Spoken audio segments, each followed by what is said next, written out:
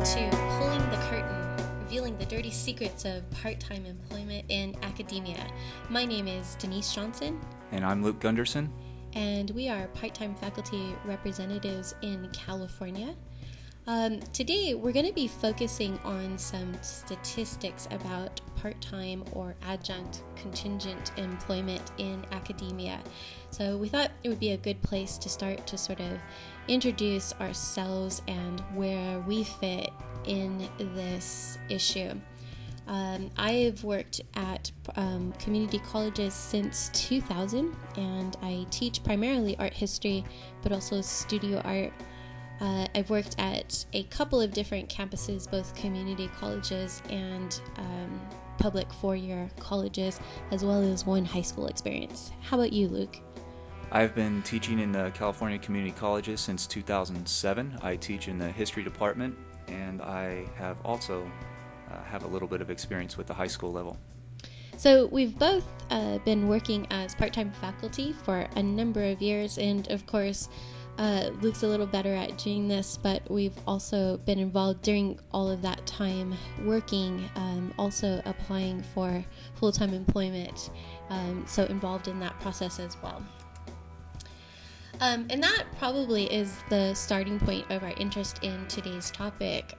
Who are the part-time faculty that academia employs? How many are their number? And some of the other sort of secret details about their employment. One thing that I think has been a little bit lost in the history is that this hasn't always been the situation. So for a very long time, community colleges followed a historic model of faculty hiring. They hired full-time faculty primarily, and the thought was that they were hiring experts in a field who would teach a number of different classes. That number of classes has changed over time. Today, the average is about 5 classes for each full-time faculty member. Starting after World War II with economic stimuli like the GI Bill and other packages, community colleges started to expand exponentially. So the number of students taking classes at community colleges grew, and with that, the number of faculty teaching at community colleges grew. The problem was that right around the 1970s or so, community colleges started to experience a number of budget cuts. So after the GI Bill was coming to some closure, and more students were wanting to attend community colleges, colleges found their budgets to be stretched pretty tight. And at the time, they came up with a unique or somewhat unique idea for addressing those budget cuts, and that was the hiring of part-time faculty. So before the 1970s, when a department had 4 or 5 part-time faculty teaching a class or two, they would sort of take a step back and think, all right, we've got 5 or 6 classes here that are being taught by part-timers. About time to hire a full-time instructor. Today, that's not the case. And part-time teachers have several different labels that have been used over the years, and these labels often differ in different parts of the United States. In the western part of the United States, they're often called adjuncts, which means literally a thing that is added to something else as supplementary rather than essential. And this is, especially in California, the way that part-time teachers are referred to at the college level. In much of the rest of the country, they're called contingent faculty. And the word contingent literally means occurring or existing only if certain other circumstances are the case. And so both of these definitions imply that part-time teachers are not very necessary, they're not essential or central to the institution's existence, they're not important, they're just extra, they're supplementary. WASC is the Western Association of Schools and Colleges, and it is responsible for giving credentials and certification to colleges so that they can continue offering public degrees. WASC Senior defines part-time faculty as those whose majority responsibility is not related to the institution in question. These faculty are customarily assigned to one or two classes with class-related responsibilities only, which means that they're only there to teach the students in their class. They're not expected or requested usually to participate in other campus events like committees or shared governance. And that, of course, relates to how part-time faculty are paid. So those part-time faculty, contingent faculty, are paid only for the hours spent in the classroom, and anything that they do outside of the classroom, like committee work, it goes uncompensated. It's basically volunteer work. Now, this reflects a national trend, so it's not a hiring circumstance that you only find in California. You see it all over the nation, and in fact you even see it outside of the United States. Less so, but you see it internationally.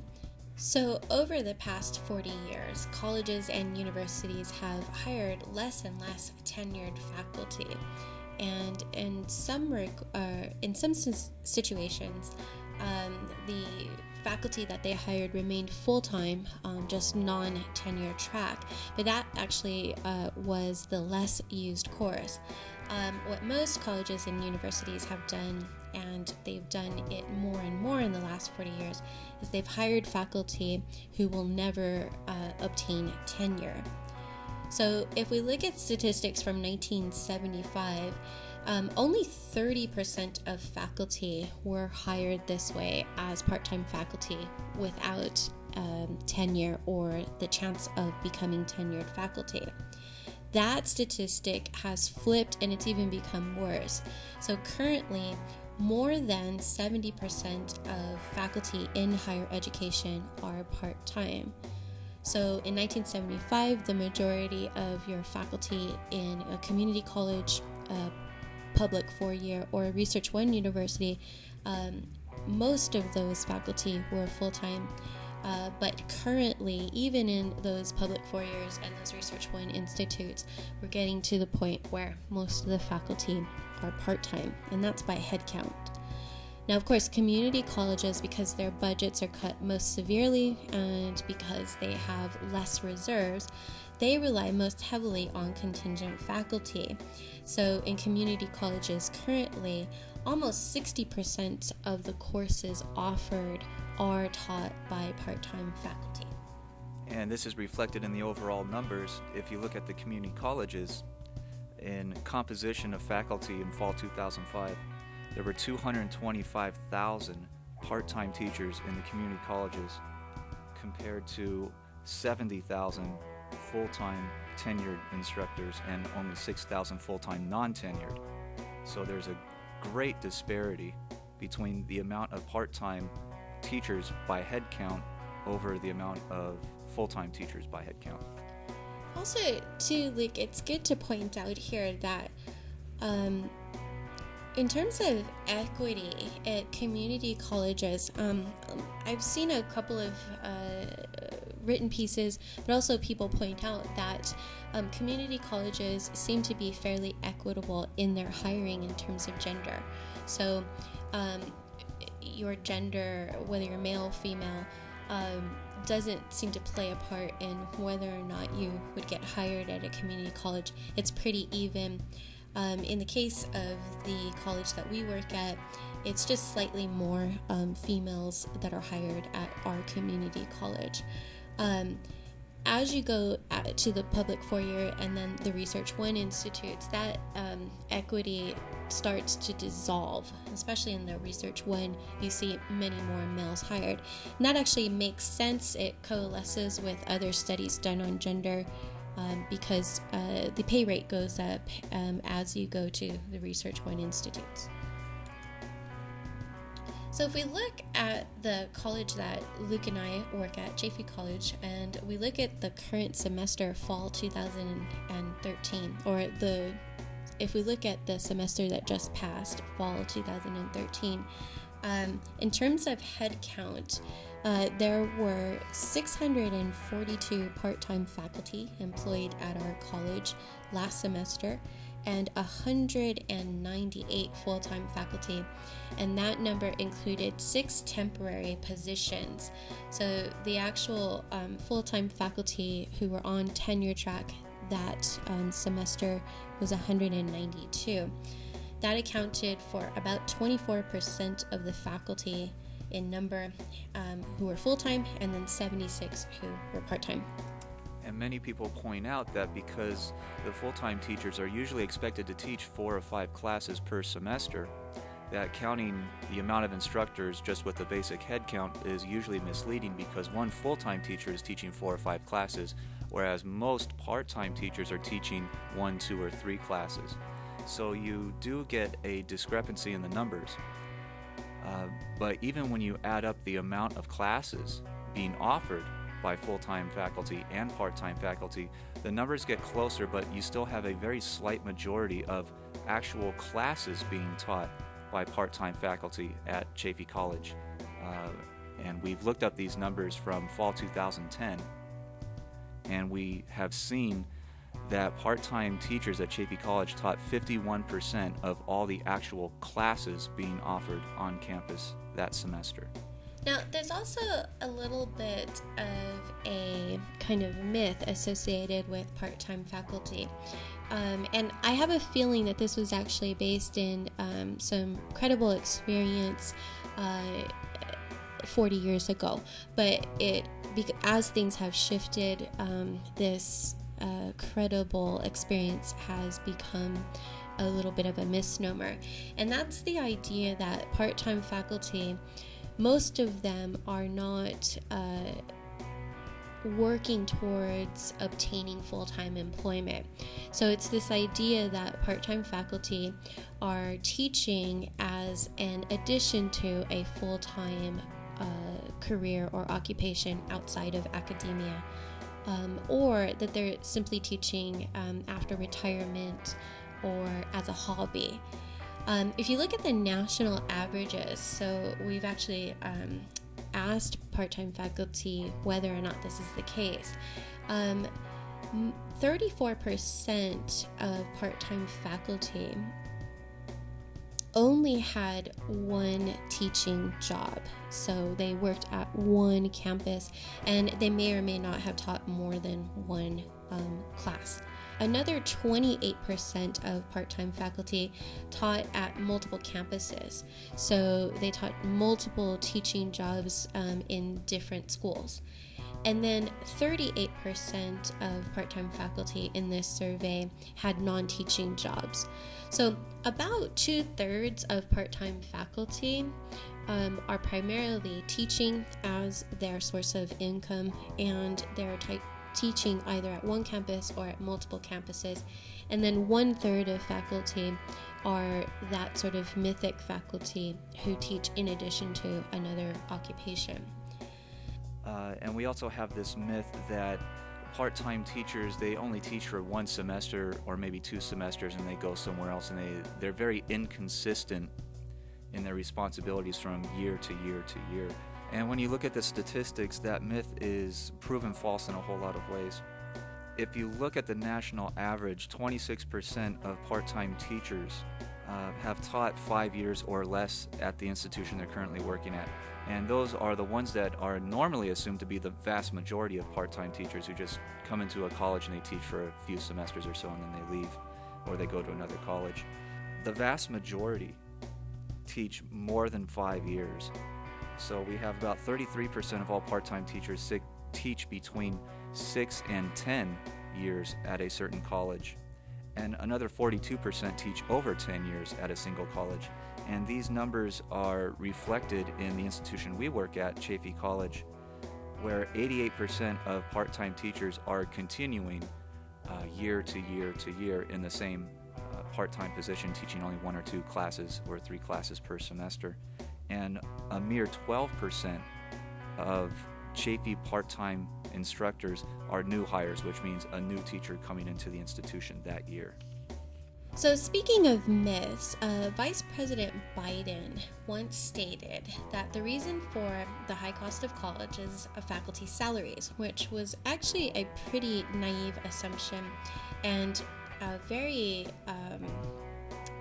not a well-vetted opinion in his position. And he said that the high cost of faculty salaries have escalated, and he specifically said that most faculty were paid about $100,000 a year. In fact, that isn't what has escalated in academia. What has escalated is the use of part-time faculty, and those part-time faculty are paid average, or those part-time faculty on average are paid about $25,000 a year. So you can see this is substantially different number than what Vice President Biden had stated. Now, if you break that down to an hourly rate, that's less than $65 per hour. And remember that part-time faculty are only paid for the hours spent in the classroom. Everything else that they do, grading, preparation, consulting with students outside of class, all of that is done as a volunteer. So what this results in are colleges saving incredible amounts of money that they then put into their reserve, and we'll talk about some of the other ways that they use that money. What seems to be very obvious, though, when you look at the statistics, is that what colleges have done with that savings is they haven't paid students back or passed the savings down in the form of tuition cuts. Instead, all the while that the use of part-time faculty has escalated, tuition costs have increased. As well, if we look at some of the possible ways that colleges might be using that money, it appears as though what many institutions in higher education are doing is they're actually adding significantly to their administrative costs. So instead of hiring full-time tenure-track faculty, with the savings that they get from the use of part-time faculty, what they do is they hire administrators, and administrators make significantly more than even full-time faculty. So we can use, again, our own college as a case in point. And we're going back to 2005. It's about 9 years ago, because that's when data is available. It's difficult to glean this information out. Even though it is public information, oftentimes it's very, very difficult to find. So what I've done in this graph is I've given you first the California average and then the specific Chafee example. So in light pink, you see in 2005 that California superintendents, the presidents of colleges, at community colleges, made a little bit more than $150,000. That year, the Chafee superintendent made almost $200,000. Now, what you've got to take into consideration here when you're seeing that number is that this reflects the salary of the superintendent. It doesn't show or reveal any of the extras that the superintendent might have bargained upon their hiring. So any golden parachutes, travel costs, vacation costs, money given towards transportation, or housing, any of that would not be included in this number. This is pure salary. If you look at the next set of columns, what you're looking at is California average for educational administrators. And again, our Chafee educational administrators in 2010, they made just a little bit more than the state average. In the next columns, the light blue and the darker blue one, you're looking at full-time faculty salaries.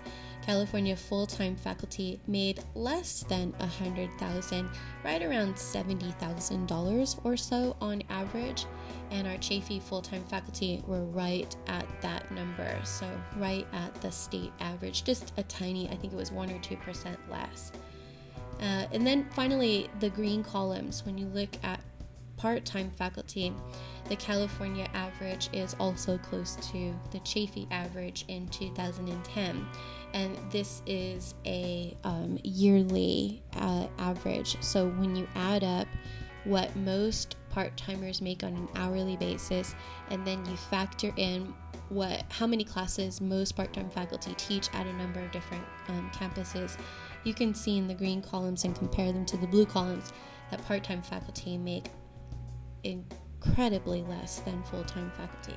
And this begs a major question: where did all the money go from the increase in student tuition rates, in the increase or the fluctuation of state reimbursement to the colleges to keep them functioning, because colleges are usually state-run institutions paid through taxpayer money? We have not seen even full-time faculty salary rise very much in the last 10 years, going back to 2005. We definitely have not seen part-time faculty hourly rates rise very much at all in the past 10 years, while tuition rates have soared over the past 10 years since 2005. So to give you specifics, all we have to do is look at U.S. Department of Education's integrated post-secondary education data system. And again, that's a kind of, you have to have a little bit of skill to drill down through the information. But from that data system, it reveals that part-time faculty are paid an average of $2,758 per 3-unit course. So that $2,700 is a semesterly pay, about 5 months worth of work. When factoring time spent with students outside of class, thinking about the time spent preparing for those classes, as well as the grading time, part-time faculty make about $10 an hour. It's actually a little bit less than $10 an hour. And the average full-time faculty member is paid about $11,000 per course. So that's 4 times as much to teach a class than is the average part-time faculty member pay if the full-time salary is divided by the number of classes that they teach. So in a nutshell, these are a lot of numbers, and they can be really daunting, even pretty depressing statistics. And I think A.G. Monaco, senior human resources official at University of Akron, really hit the nail on the head when they said Walmart is a more honest employer of part-time employees than are most colleges and universities.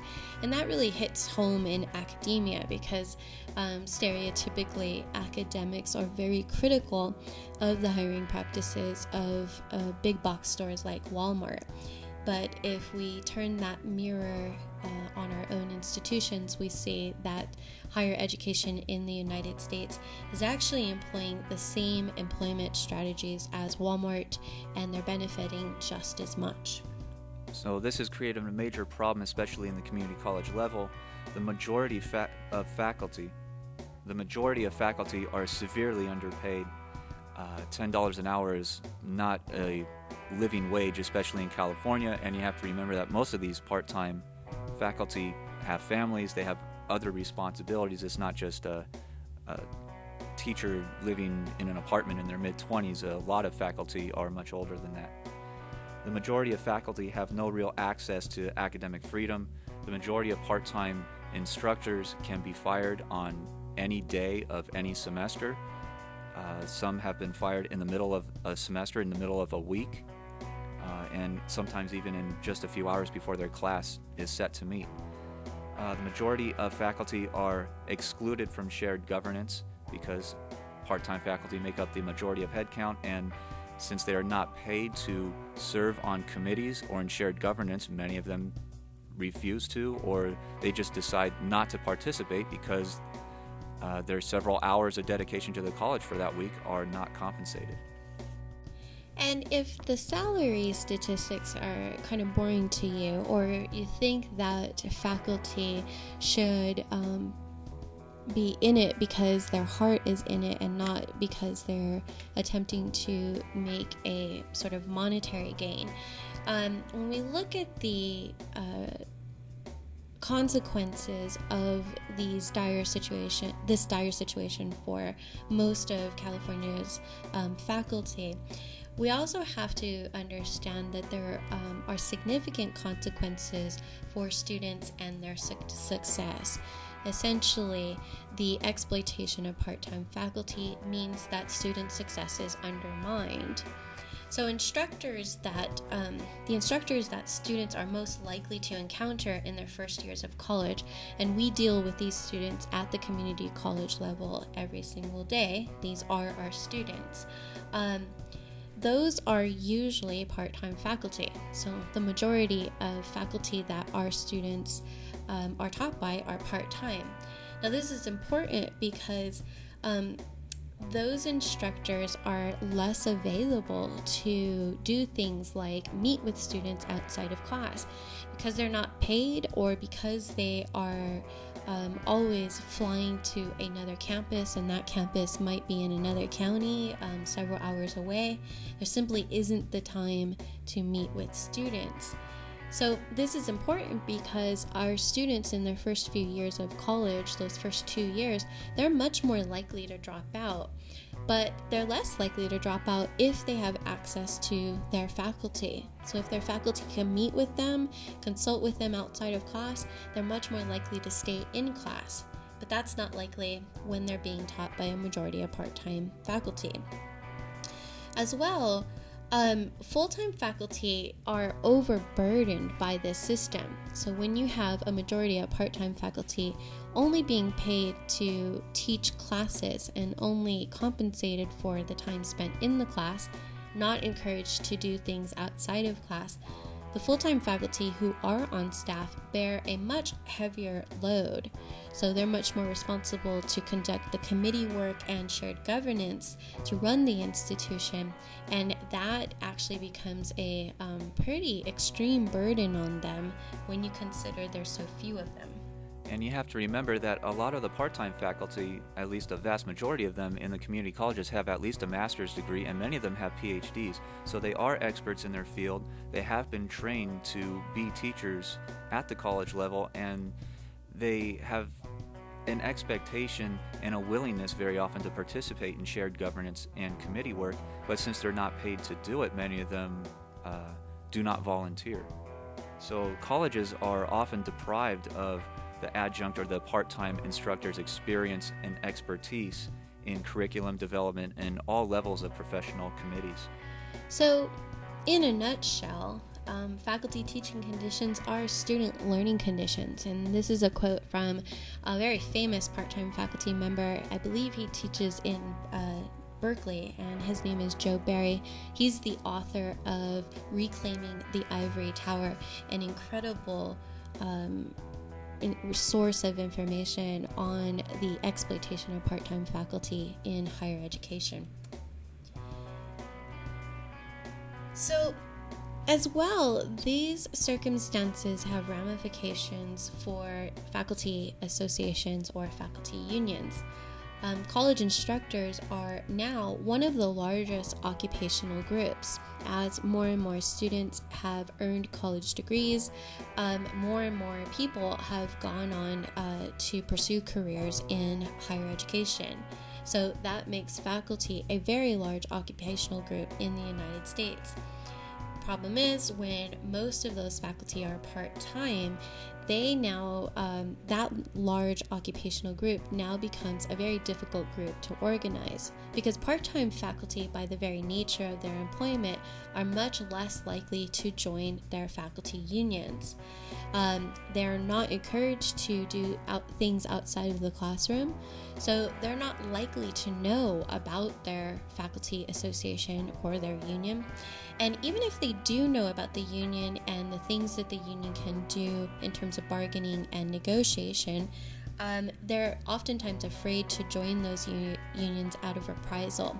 So they're afraid that administrators will find out that they're union members, and because any part-time faculty can be fired on the spot and without cause and without an investigation officially made by the university, part-time faculty very justifiably fear joining the union because they don't want to be fired.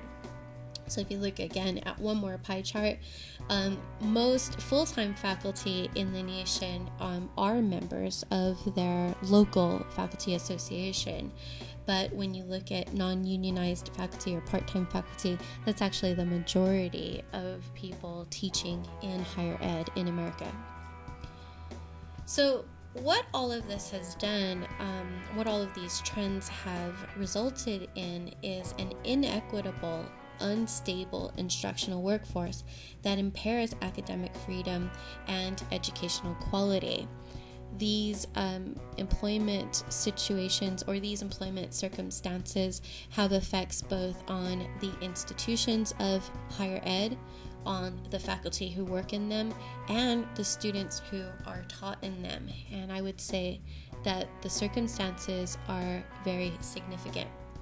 Some recommendations for changing this ineffective system were put forward by the Modern Language Association, who recommended that a salary range for one class for a part-time teacher should be somewhere in the range between $6,600 and $9,500 per course, with some fringe benefits and cost of living increases depending on exactly where college is located and the cost of living of that area. And that would be the reasonable minimum compensation for a part-time instructor in a college of these certain areas. Unfortunately, current salaries and hourly wages for part-time teachers typically add up to less than half of this recommended amount from MLA. So when considering all of these, including the salary offers and salary request and versus the reality, when all faculty are appropriately compensated and are active participants in curriculum planning, student advising, and campus life, then learning flourishes at the institution and student retention and completion rates dramatically increase. For a century, unions in the United States have viewed tenure as the foundation of workers' rights, particularly obviously in academia. Formal granting of statutory tenure to part-time faculty who have served satisfactorily over the course of a probationary period should be granted in exchange for the practice of responsible, ethical work that creates and maintains the college community. Although a substantial portion of part-time faculty are actually permanent members of their departments, the vast majority serving over 5 years and a large portion of them serving over 10 years in one college and one department, their institutional status as contingent faculty impedes their integration into department life. We are talking about hundreds of part-time faculty at Chaffey College in particular who may feel that they don't have much of an obligation to participate in curriculum committees, staff development events, or other types of school or campus-wide events simply because they're not being paid to do so according to their hourly rate. Therefore, we have many faculty and possibly hundreds of thousands of faculty throughout the country who do not feel the obligation and are hesitant to volunteer what would essentially be unpaid labor to their institutions. All long-term faculty members need to be fully enfranchised to participate in planning their department's curricula. For these many reasons, particularly at Chaffey College, we encourage part-time faculty to join the CCFA, the Chaffey College Faculty Association, the faculty union on campus. We can only build unity with you. We can only build enough unity to collectively bargain for an increase in hourly rates or some kind of office hour compensation for consulting with students before and after class, or some type of compensation for grading hours and preparation hours. If you're interested in joining CCFA, please contact Denise Johnson, the CCFA membership chair and part-time faculty representative, for a membership application. You can contact her through email at denise.johnson@chaffey.edu.